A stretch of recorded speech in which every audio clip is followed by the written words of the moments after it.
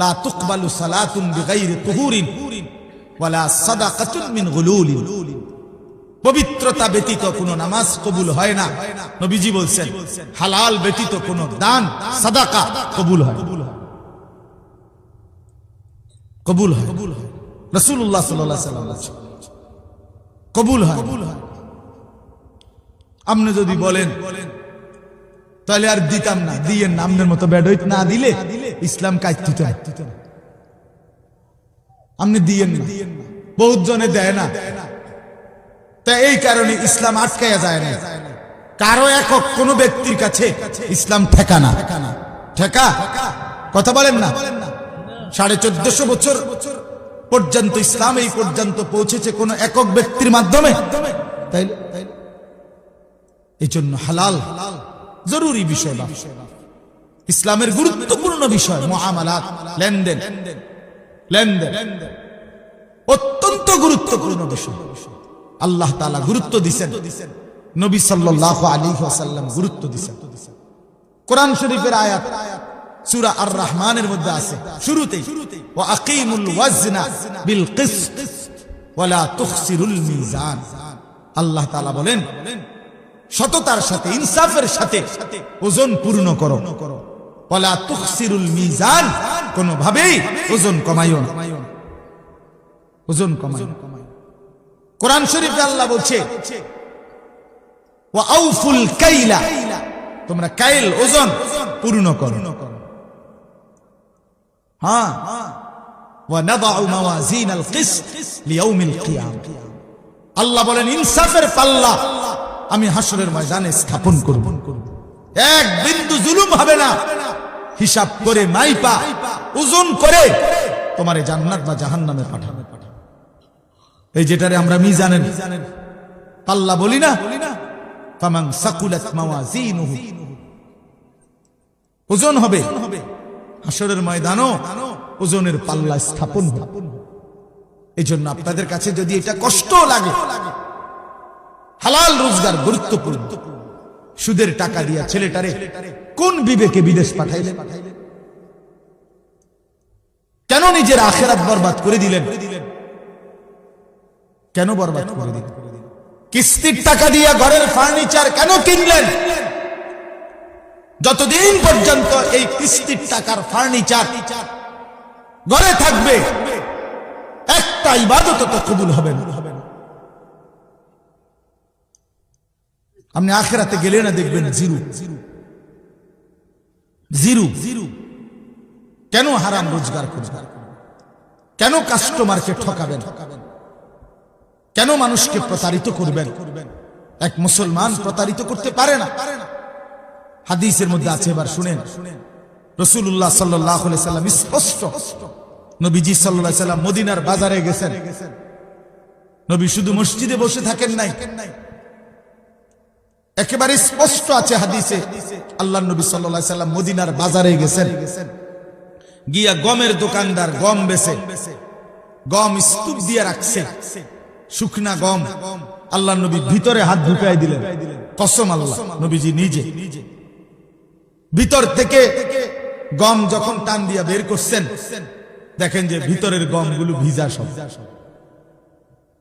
অথচ উপরের গুলো কি শুকনো। তার মানে উপরের এই শুকনা গম দেখাইয়া ভিজা দিও শুকনার দামে বেচলেন। আল্লাহর কসম, নবী সাল্লাল্লাহু আলাইহি সাল্লাম তৎক্ষণাৎ বলছেন, মান গাশশানা ফালাইসা মিন্না, যে ধোঁকা দেয় সে আমি রাসূলের উম্মত নয়, সে আমাদের কেউ নয়, আমি তারে চিনি না।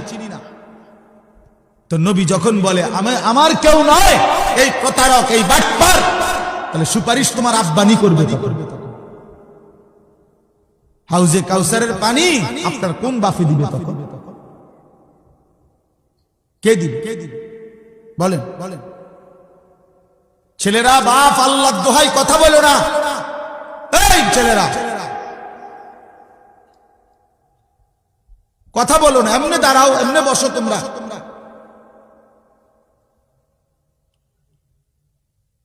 লজ্জাহীন মানুষ। তো এই জন্য বললাম আজকে আমার এটা মূল একটা কথা।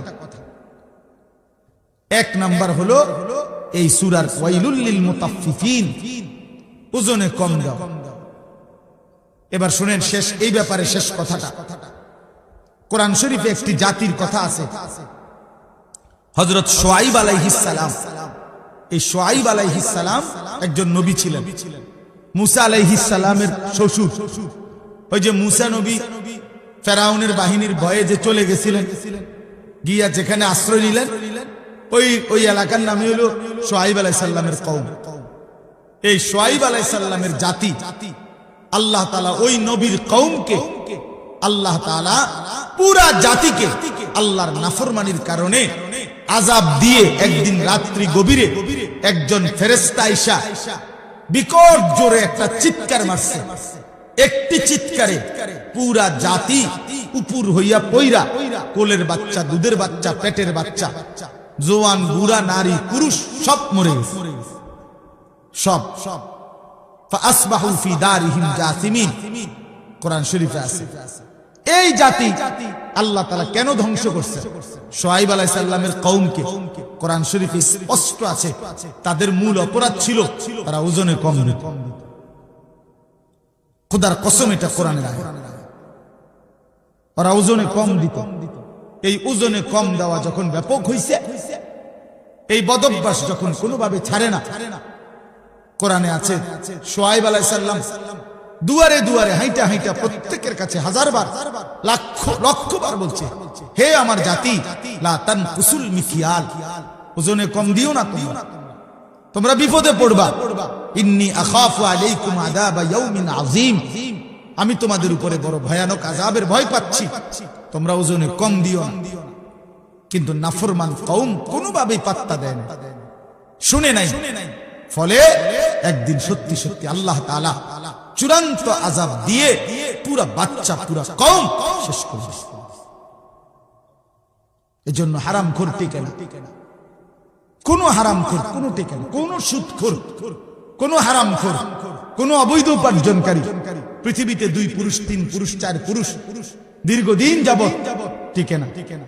একদিন আপনার এই বিত্তশালী হারাম একদিন নিশ্চিহ্ন হইয়া 50 বছর, 40 বছর, 70 বছর, একটা প্রজন্ম হয় নাতি, নাইতে নাতির ঘরের পরের জন, একজন না একজন আইসা ফকির হয়ে আছে। পৃথিবীতে এর ইতিহাসই অগণিত, অগণিত। ইমানদারের ঘর টিকে থাকে, দুর্বল হলেও টিকে থাকে। নেককারের ঘর প্রজন্মের পর প্রজন্ম টিকে থাকে। হ্যাঁ, সুদখোরের বাড়ি 30 বছরের ব্যবধানে কুত্তা ঘুমায়, আমি দেখছি, আমার নিজ চোখে দেখছি। সেই বাড়িতে কুত্তা ঘুমায়, আর কোন মানুষ না। হারামখোর। এজন্য কোন হারামখোর তার ফ্যামিলি, আগামী জেনারেশন হয় 40 বছর, 70 বছর, 50 বছর, 100 বছরের ব্যবধানে নিশ্চিহ্ন। প্রিয় ভাই আমার, বাপ আমার, বন্ধু আমার, হারামের পিছনে না যাওয়া, হারাম রোজগারের চেষ্টা না করা। দুনিয়া অল্প হোক বেশি হোক, একটা গুরুত্বপূর্ণ কথা হইল, দুনিয়া যদি সর্বোচ্চ কামরা কামড়ি করে কাইরা কেউ যদি জিতেও যায়, সর্বোচ্চ কষ্ট করেও, জায়েজ না জায়েজ, হালাল হারাম, বৈধ অবৈধ, ন্যায় অন্যায় সব মিলাইয়া কেউ যদি দুনিয়া জিতেও যায়, 7 মহাদেশের বাদশাহ হয়, আল্লাহর কসম সেও মরে যাবে। দুনিয়া জিতলেও মরে যাবে, হারলেও মরে যাবে। প্রিয় বন্ধু, এটাই সত্য। জিতলেও মরে যাবে, হারলেও মরে যাবে। তো লাভ হইল কি? এত কষ্ট করে জিতলাম, তো মরে তো গেলাম। 60 বছরে কষ্ট করতে করতে করতে করতে বেচারা 3টা ফুট বিদেশ পাঠাইছে, মাইয়াগুলো বিয়া দিছে, বাই বিল্ডিং দালান কইরা সব গুছাইয়া মাত্র কদ্দুর বইছে। এইবার কয়টা বছর নিরিবিলি খাইবে, ডাক্তারে কয় ডায়াবেটিস, 2টা রুডি আর ভেজিটেবল। তো লাভ হইল কি? ডাক্তারে কমপক্ষে 10 আইটেমের রোগের হিসাব ধরাই দিছে।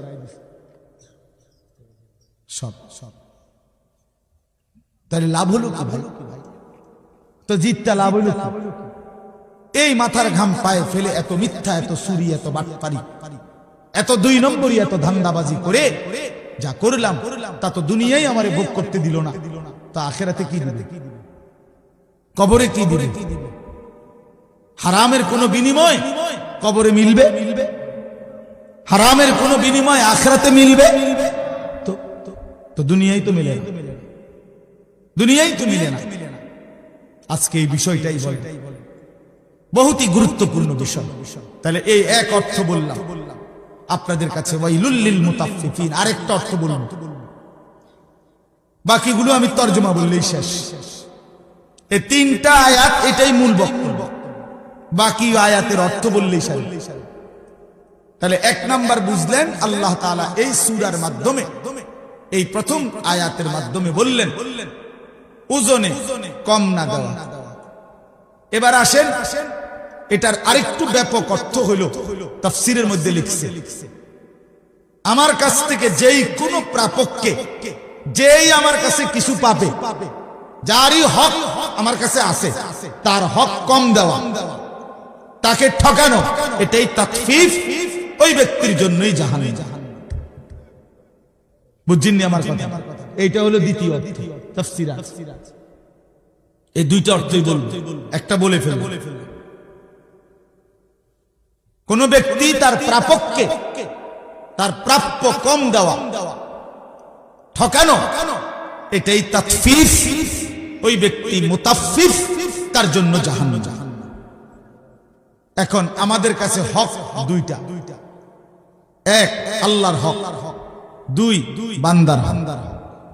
ঠিক কিনা? ওই বাবা কথা বলুন, প্লাস্টিক বেটা কথা বলছ কেন? ফালতু কথা। আমাদের কাছে হক কয়টা বাবা? 2টা, আল্লাহর হক, বান্দার। আল্লাহর হক যতগুলো আমার কাছে, তার মধ্যে ঘাটতি করা, কমতি করা, এটাও তাতফীফ, তার জন্য জাহান্নাম।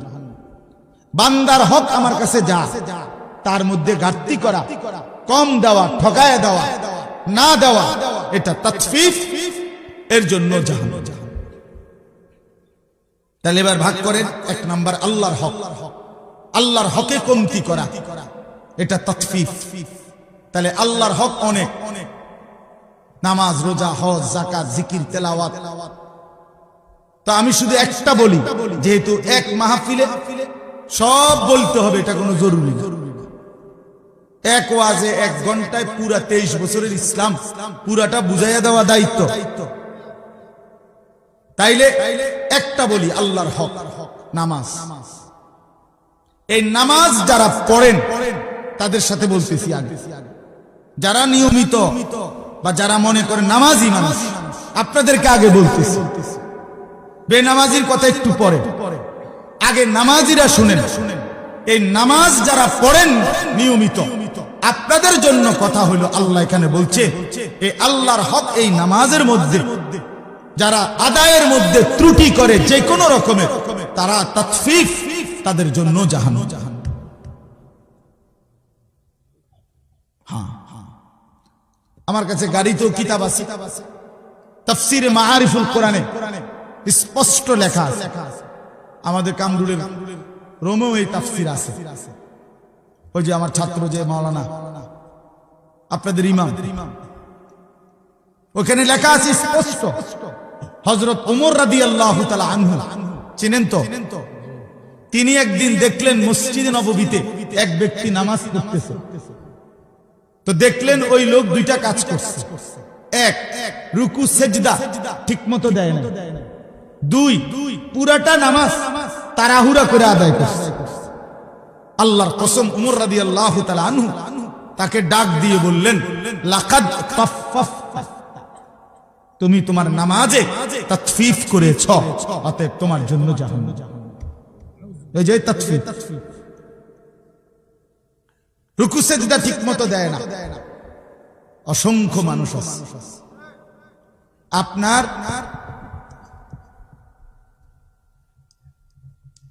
এইভাবে রুকু দিয়ে মাথাটা একটু উড়াইয়ে আবার এরপরে সেজদা দিয়া মাথাটা একটু উড়াইয়া আরেকটা দিয়া। এমন মানুষ আছে না, একদম টাঙ্গাইয়া ফিডুম দরকার, টাঙ্গাইয়া, তাইলে ঠিক হয়ে গেল যে বান্দরামি সব জায়গায়। হ্যাঁ, জিজ্ঞাসা করে দেখবেন এনে আইলে আপনার উনার শরীরে আর বল নাই, সাদওয়ানে উনারে তিনজনে থামাই তারা ডাকাইতে এভাবে কুদ্দা উড়ে লাফাইয়া উড়ে।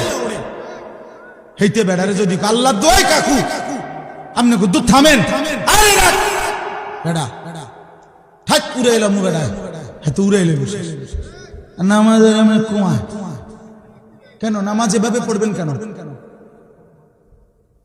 এটা কি ঠোকর মারলেন? তামাশা করেন আল্লাহর সাথে। হ্যাঁ, আল্লাহর সাথে এসে তামাশা করেন। মালিককে সাধারণ মনে করছেন নাকি? যে সব দেয় তার এটা কি দিলেন? কি নামাজ দিলেন? আমি নিজে কিতাবে পড়ছি, আল ওয়াবিলুস সাইয়্যিব কিতাবে আছে। আমার শায়েখ আল্লামা মুফতি মুশতাকুর নবী কাসিমি হুজুরের সবচেয়ে প্রিয় কিতাব আল ওয়াবিলুস সাইয়্যিব। এই কিতাবের মধ্যে আছে ইমাম ইবনুল কাইয়িম রাহমাতুল্লাহ আলাইহি বলছে, হে আল্লাহর বান্দা, দুনিয়ার কোন বন্ধু যদি কোন বন্ধুকে একটি মরা মুরগি হাদিয়া দেয় সুন্দর ট্রেতে করে, বন্ধু কি তাতে খুশি হবে? তিনি বলেন, তাহলে হে আল্লাহর বান্দা, সুন্দর করে রুকু দিলা না, সেজদা দিলা না, তাসবিহগুলো ঠিকমতো আদায় করলা না, দোয়াগুলো ঠিকমতো আদায় করলা না, এইরকম একটা মরা মুর্দা নামাজ তোমার মহান আল্লাহ পাককে কেমনে দিল? কেমনে দিল?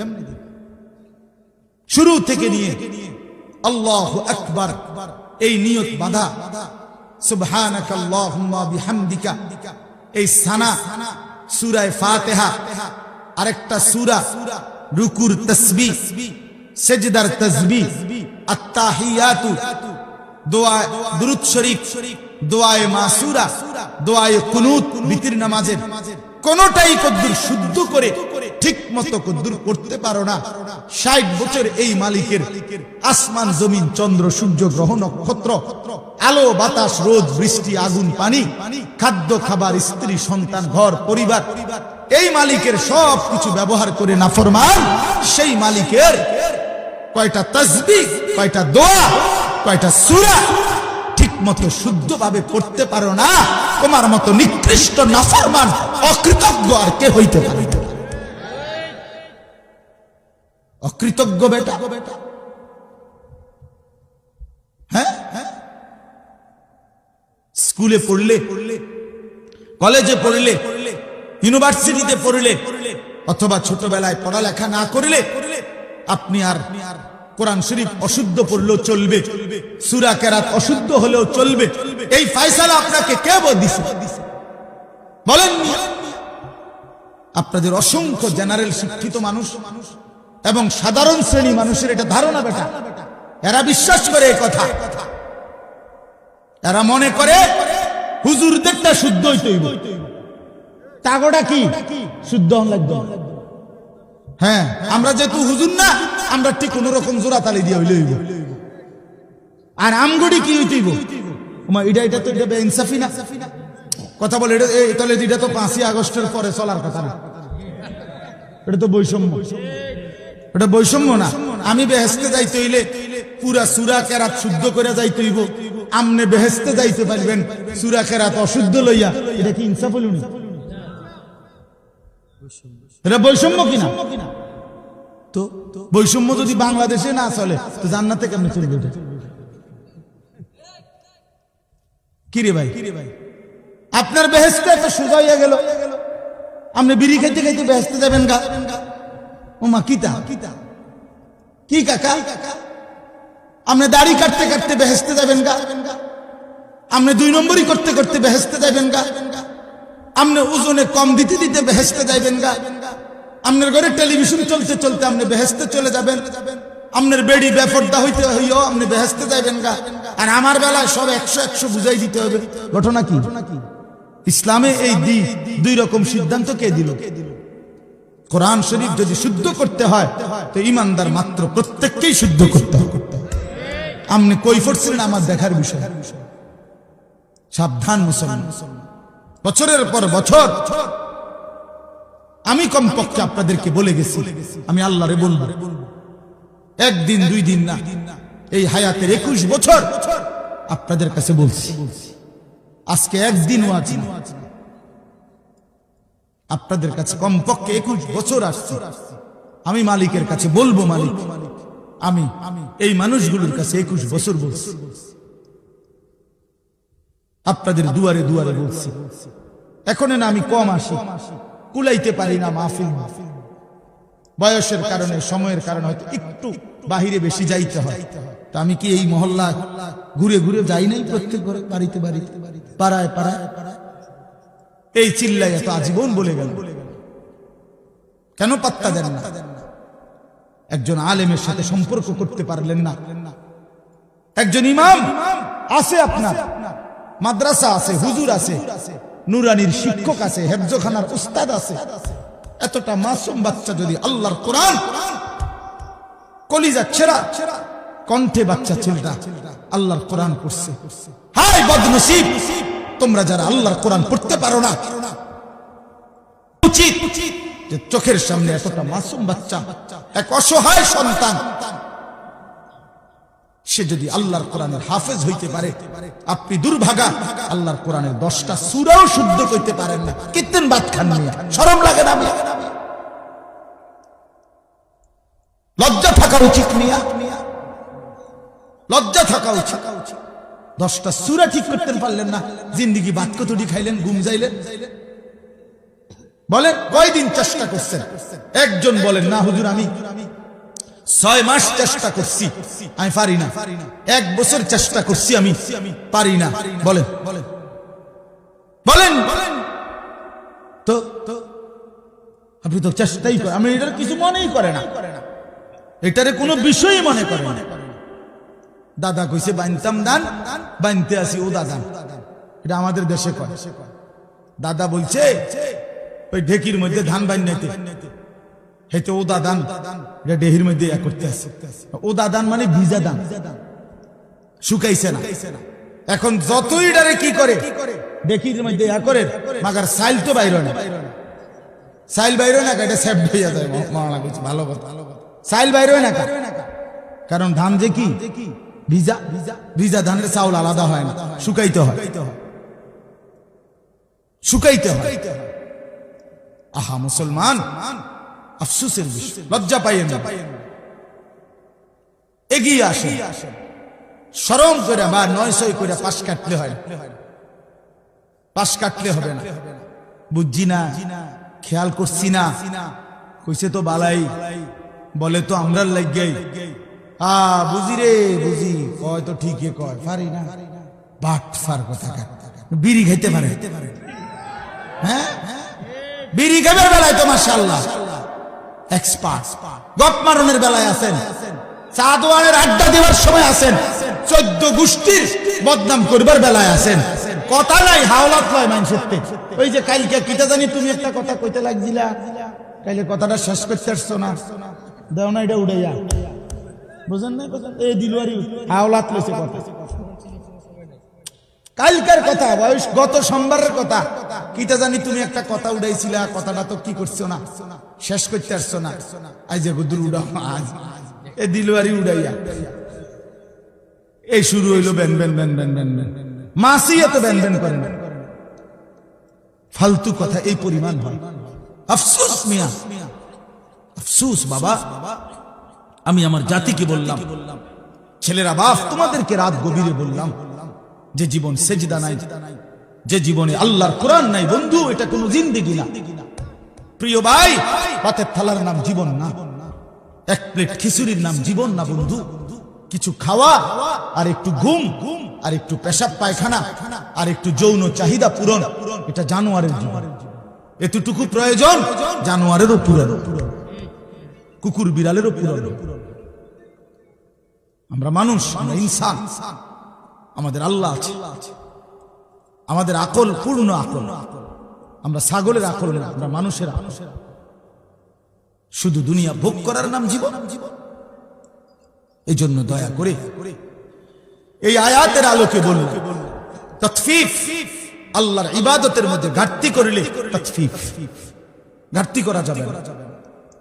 নামাজ ঠিক করে, 10টা সূরা ঠিক করে, আর 10টাও লাগবে না, 5টা সূরা ঠিক করে। 4 রাকাতের বেশি কোনো নামাজ নাই, আসেনি? মানে একসাথে 4 রাকাতের বেশি নামাজ আসেনি, তো 4 রাকাতে সূরা দরকার 4টা, আর আলহামদুলিল্লাহ সূরাটা খালাস, 5টা সূরা। সুবহানাকাল্লাহুম্মা বিহামদিকা সুবহানা রাব্বিয়াল আযীম রব্বানা লাকাল হামদ সুবহানা রাব্বিয়াল আ'লা আত-তাহিয়াতু লিল্লাহ আল্লাহুম্মা সাল্লি আলা মুহাম্মদ اللهم إني ظلمت نفسي ظلما كثيرا اللهم إنا نستعينك ونستغفرك ونؤمن بك এই দোয়ায় কুনুত আর শুদ্ধ করে আল্লাহু আকবার সামি আল্লাহু লিমান হামিদা রব্বানা লাকাল হামদ, খালাস, জান্নাত। জান্নাতের বুঝ হয়ে গেছে। এ দূর কই এবারে এ দূর শিক্ত রাজি এমন শক্ত ডাকাত পাথর ভাঙে যাবে মাঝে হেবড়ার কলজা লড়ে বাপরে বাপ, পাষাণ ওই মানুষগুলো। এত হাজার বার, এত লক্ষ বার বলার পরেও যারা এই কদ্দুর সূরা কেরা ঠিক করে নাই, এদের কলজা পাথরের কলজা। তারা বুঝছে এটাই জিন্দেগি, মানে বনবিরি। 60 বছর বয়সেও মাগার বিড়ির অভ্যাস চায়। লজ্জা থাকা উচিত। কোরআন শরীফে স্পষ্ট আছে, এখানে ওলামায়ে কেরাম আছে, আপনি জিগান নিয়ে।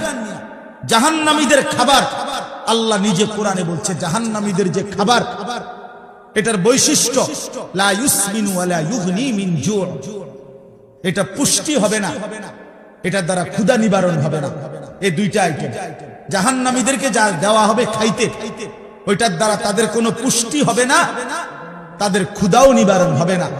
ঠিক বিড়ি সিগারেট এটা এমন একটি জিনিস যার দ্বারা কোনো পুষ্টিও হয় না, ক্ষুধাও নিবারণ হয় না। অতএব এটা শুধুই কেবল হতে পারে জাহান্নামীদের খাবার।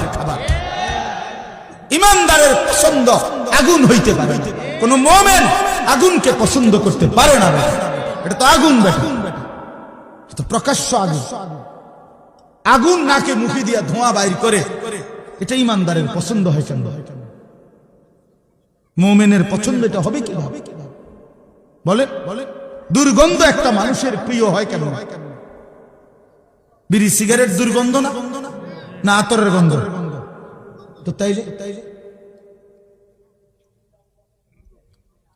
ফিকির করে, নিয়ত করে, লজ্জা কইরা, হিম্মত কইরা, সেট কইরা, আমার লগে জিদ কইরা ছেড়ে দেন। যা হুজুর বেটা, তুই এত বড় কথা কইলি বেটা, খাইলাম না। আমি তো চাই এরুম একটা সেট ওঠো, আমি শুনলাম। কথা বলেন না, এটা উচিত না? বলেন এটা উচিত না? এটা লজ্জার কথা। এটা তো জাহান্নামীদের খাবার। আগুন কোন মুমিনের প্রিয় হইতে পারে না, দুর্গন্ধ কোন মুসলমানের পছন্দ হইতে পারে না। রাসূলুল্লাহ সাল্লাল্লাহু আলাইহি সাল্লামের দুনিয়ায় সবচেয়ে প্রিয় ছিল 1 নম্বরে আতর, সুগন্ধি। নবীজি নিজে বলছেন, নবীজি পেঁয়াজের গন্ধ, রসুনের গন্ধ, ঘামের গন্ধ সহ্য করতেন না। নবীজি যে রাস্তা দিয়ে হাঁটতেন পুরা রাস্তা মেশক আম্বরের ঘ্রাণ। নবী সাল্লাল্লাহু আলাইহি সাল্লামের ঘাম মুবারক থেকে মেশকের ঘ্রাণ বের হতো। সেই নবীর সামনে এই দুর্গন্ধওয়ালা বিড়ি সিগারেটওয়ালা মুখ নিয়ে কেমনে দাঁড়ায়? দিলে দিলে নিয়ত করে, দিলে দিলে আমার হাত তোলার দরকার নেই, আপনার দিলে আপনি বুঝাপড়া করেন। এই দুর্গন্ধ নিয়ে জীবন কাটাইয়েন না বাবা, এটা ঘৃণিত জীবন, পছন্দনীয় না। কোন মহিলারও কষ্ট হয়, যার স্বামী বিড়ি সিগারেটে আক্রান্ত, বিড়ি সিগারেট খায়, ওই স্ত্রী কষ্ট পায়। আপন সঙ্গিনীকে কষ্ট দেওয়াও এটা জুলুম। এটা কিতাবে আছে, আমরা নিজে পড়ছি। রাসূলুল্লাহ সাল্লাল্লাহু আলাইহি সাল্লামের সুন্নাতের মধ্যে এটাও আছে। স্বামী স্ত্রী, আপনার এই ক্ষেত্রে স্বামী খেয়াল রাখা স্ত্রীকে যেন কষ্ট না দেয়, স্ত্রী খেয়াল রাখা স্বামীকে যেন কষ্ট না দেয়। আল্লাহ আমাদেরকে বুঝ দান, আল্লাহ আমাদেরকে বুঝ দান করে। আমার বাপ। তাহলে আল্লাহর হকের মধ্যে আজকে আমি সত্য বললাম, আল্লাহর হক ঘাটতি করবেন। ওযু, নামাজ, সূরা, কেরাত, দোয়া, কালাম কষ্ট করে হলেও শিখবেন তো ইনশাআল্লাহ।